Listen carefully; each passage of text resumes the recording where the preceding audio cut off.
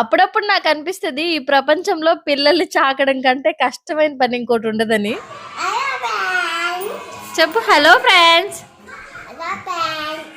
మా జాషు ఉంది చూడండి, ఇంట్లో ఉన్న ప్రతి వస్తువు కదిలిస్తది పిన్నీస్‌తో సహా. దానికి పట్టని వ్యవహారమే ఉండదు. ఈ మధ్య ఈవిడ గారికి కూడా ఫ్యాన్స్ ఎక్కువైపోయారు. మొన్న ఒకరు కమెంట్ పెట్టారు, అక్క నేను నార్మల్ గా మీ వీడియోస్ నచ్చి సబ్స్క్రైబ్ చేసుకున్నాను, ఇప్పుడు మాత్రం నేను జాషు కోసమే వీడియోస్ చూస్తున్నాను అక్క అని. అంతే కాదంట, ఆవిడ జాషు ఫ్యాన్స్ అసోసియేషన్ కి ప్రెసిడెంట్ అంట. ఈ బుడ్డి జాషుకి మళ్ళీ ఫ్యాన్స్ అసోసియేషన్ కి ఒక ప్రెసిడెంట్. ఇంకా కొంతమంది అయితే జాషుని మాకు ఇచ్చేయండి అక్క తీసుకెళ్లిపోతాం అంటున్నారు. మీకు వీడియోస్ లో బుడ్డది ముద్దుగా క్యూట్ గా కనిపిస్తుందేమో గానీ దాంతో టార్చర్ మామూలుగా ఉండదు. దానికి నచ్చితే ఏం పెట్టినా తింటది, ఏం చెప్పినా వింటది, లేదంటే ఉంటదండి ప్రతి దానికి గొడవ చేస్తుంది. రీసెంట్ గా ఒక మాట నేర్చుకుంది, నేనేమన్నా తిడితే నువ్వు మీ ఇంటికి వెళ్ళిపో అంటుంది. నా ఇల్లు ఇదేనమ్మా, నువ్వే వెళ్ళాలి ఇంకో 20-25 సంవత్సరాలు అయితే ఇంకో ఇంటికంటే. కాదు ఇది నా ఇల్లు, నువ్వు మీ మమ్మీ దగ్గరికి వెళ్ళిపో అంటుంది. కరెక్ట్ గా ఫోన్ దగ్గర పెట్టుకొని ఉండదు కదా అది మాట్లాడే మాటలన్నీ వీడియో తీయడానికి. అందులో పిల్లలు కాబట్టి ఇంట్లో ఎలా ఉంటారో మీకు అందరికి తెలుసు. సో అందుకని నేను ఇవన్నీ వీడియో తీయలేకపోతాను. నేను ఫోన్ పెట్టి దాని చేత మాట్లాడిద్దామంటే మళ్ళీ అలా మాట్లాడదు, సిగ్గుపడతా ఉంటుంది. కానీ మాక్సిమం ట్రై చేస్తాను ఈసారి అది మాట్లాడేటప్పుడు వీడియో తీయడానికి. ఇంకా ఇవాళ ఈవినింగ్ పిల్లలకి స్నాక్స్ లోకి అయితే బ్రెడ్ ఆమ్లెట్ చేసిస్తున్నాను. మామూలుగా అయితే బ్రెడ్ ఆమ్లెట్ అంటే ఆనియన్స్, క్యాప్సికమ్, పచ్చిమిర్చి, టమాటో ఇవన్నీ కలిపి వేసుకుంటాం కదా. పిల్లలు అవన్నీ వేస్తే తినరని చెప్పేసి నేను 2 గుడ్లు కొట్టేసి అందులో కొంచెం పసుపు, ఉప్పు, కారం వేసి బాగా మిక్స్ చేసేసి ఆమ్లెట్ లాగా వేసుకొని దానిపైన బ్రెడ్ పెట్టి కాల్చేసాను. చిన్న పాన్ లో వేయడం వల్ల నాకు ఆమ్లెట్ బ్రెడ్ మీదకి ఫోల్డ్ చేయడానికి రాలేదు, ఇంకా అలాగే కట్ చేసి ఇచ్చేసాను. జాషు అయితే బ్రెడ్ ఆమ్లెట్ తినలేదు, ఇంకా తనకి బ్రెడ్ ఒక్కటి కొంచెం నెయ్యి వేసి కాల్చిచ్చాను. రీతుకేమో బ్రెడ్ ఆమ్లెట్ కొంచెం సాస్ వేసి ఇచ్చేసాను. రీతు పాటికి రీతు తినేస్తుంది. ప్రత్యేకంగా నేను తినిపించాల్సిన అవసరం లేదు. నా బంగారు తల్లి